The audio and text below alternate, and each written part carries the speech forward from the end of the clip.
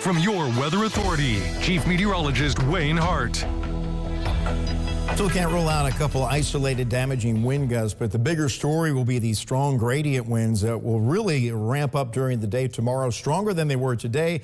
And in the process, we see scattered rain showers change over to snow showers. So still a lot on the way with this powerful storm system moving through the region. But before it arrived, it was a pretty nice Tuesday. Our low was 48, made it up to 70 this afternoon, 18 above the average of 52, and we picked up about 0.6 of an inch of rain so far. And that rain almost over with, at least a significant rain for Evansville. Highs today were generally upper 60s to around 70.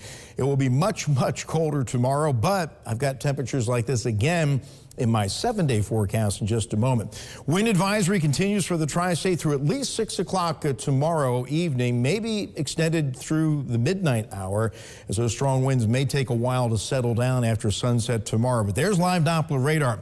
This is the rain we dealt with for much of the mid to late afternoon, early evening, and this is the back edge. About 45 minutes ago, all this began to develop ahead of the advancing front coming in from the west, and there's been a little bit of thunder and lightning at times with this activity. And you can see here in the 1-hour time lapse all that just kind of blossoming across the area. Not a lot of lightning right now, so that's a good sign. But these have the potential to tap into some of those stronger winds aloft and bring them down to the surface and maybe produce an isolated damaging wind gust. So if you hear thunder, that's kind of a red flag that, hey, this storm has the potential maybe to produce a little bit more wind than normal, but fortunately, we're not seeing a lot of that right now. And that main line is about to move into the Evansville area from the west. It's right along the Posey-Vandenberg County line, already into western Henderson County, and beginning to move into the city of Henderson. So this will be our best chance for an isolated damaging gust here in the Evansville area. Otherwise, the rain still falling in downtown Evansville. Live view looking off to the north, off the top of Fifth Third Bank. We're at 55 degrees. Winds still aren't bad. They really settled down once that steady rain began. They're east-southeasterly at 9 miles per hour with temperatures in the low to mid-50s.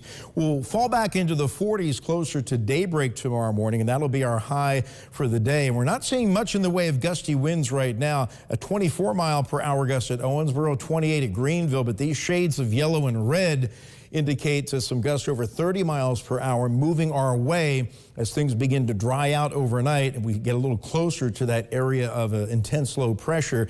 And there's that dry slot right there. But eventually we get more of these scattered showers and even a few more storms moving in overnight. Can't rule out a little strong gusty wind with those also.